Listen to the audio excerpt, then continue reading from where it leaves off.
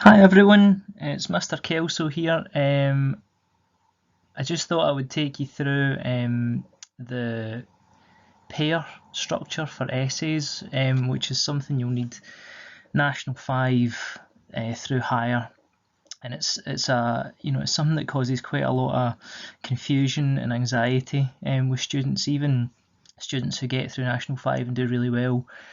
When they take the leap into higher, it's still a sort of source of uncertainty for them as well. So hopefully this will clear it up. And I've chosen as my text Jack and Jill, the fairy tale.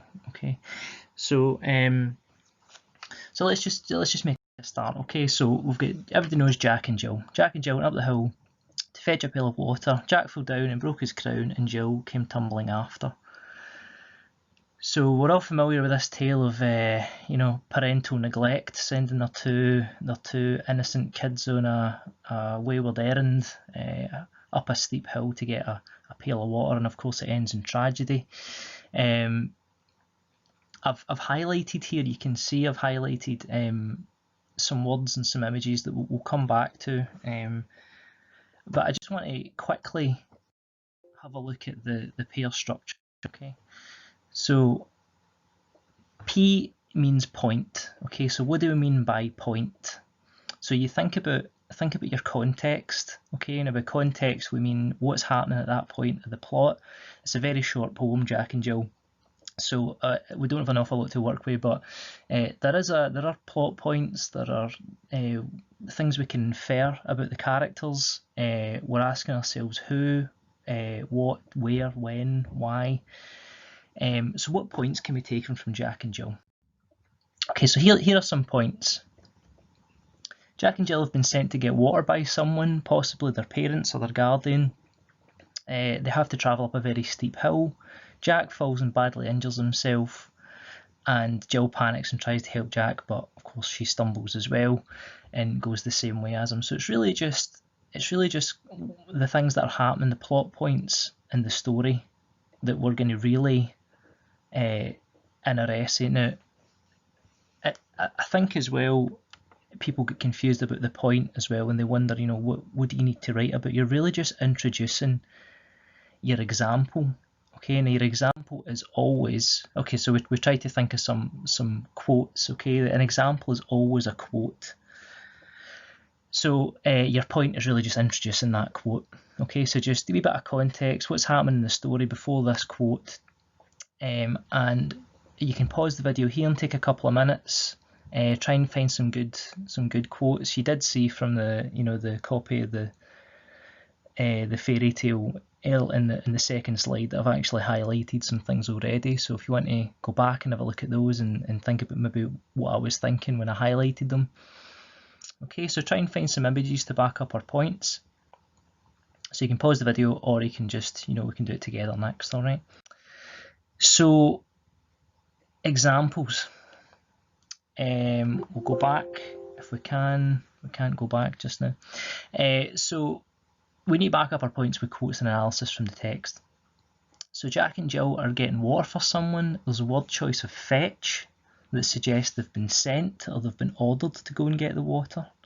They have to travel up a very steep hill. The word choice of up the hill suggests a long vertical climb. Jack falls and badly injures himself. The image of Jack breaking his crown suggests he's suffered a bad head injury.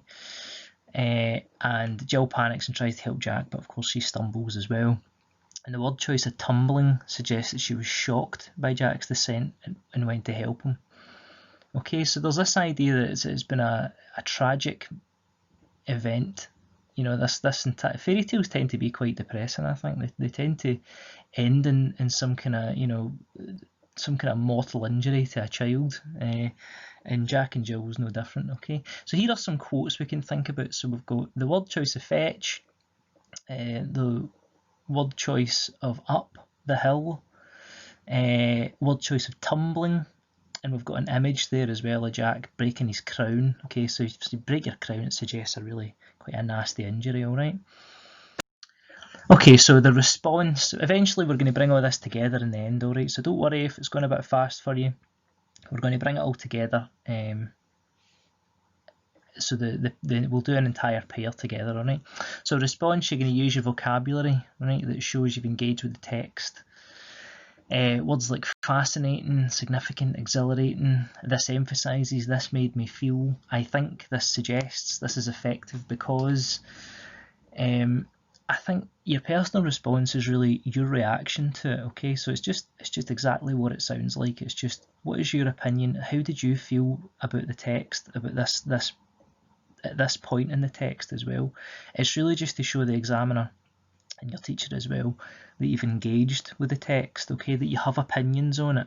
And it's not just something that you're sort of passively observing and going through the motions to try and complete this essay and rushing through it and just remembering quotes, and you're not really engaging with it in a sort of meaningful or deep way, okay? So the response is your chance to show that you have engaged with it, okay?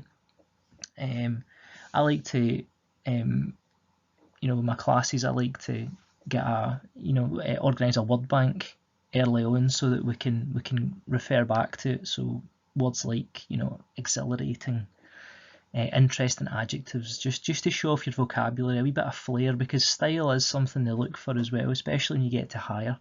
Okay, so the more kind of stylish and engaged and immersed in the text you present yourself to be, the better the mark you'll get.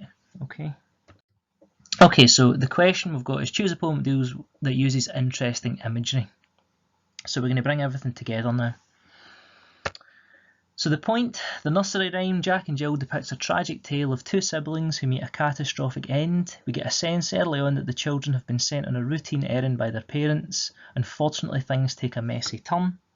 Okay, so that's your point. You've introduced your quote, which is your example. Jack fell down and broke his crown. That's the image that we're going to talk about. And our analysis, which is where we start to think about things like, word choice, imagery, alliteration, irony, pathetic fallacy, onomatopoeia, all these kind of things. This is what's going to be included in your analysis, okay? So the writer shows Jack falling and badly injuring himself. The image of Jack breaking his crown vividly suggests he's suffered a bad head injury and leads the reader to believe that he has been mortally wounded. Okay, and then a wee response. Again, that's not too detailed, but we are dealing with quite a sparse text, okay? So the personal response, I think this is a particularly fascinating and effective use of imagery because you really get the sense that this simple chore has ended in the most tragic manner imaginable for the siblings. Okay, so there you go, you can see you've got your point, your example, some analysis where you talk about the image and you talk about the effect of the image, and then your personal response. So you're always thinking about the question. Now the question's asking is a poem or a fairy tale in this instance that uses interesting imagery. So we're always thinking about that image. Okay, remember to answer the question. Try not to deviate too much from it, and make sure you're always relevant. Okay. Anyway, so that is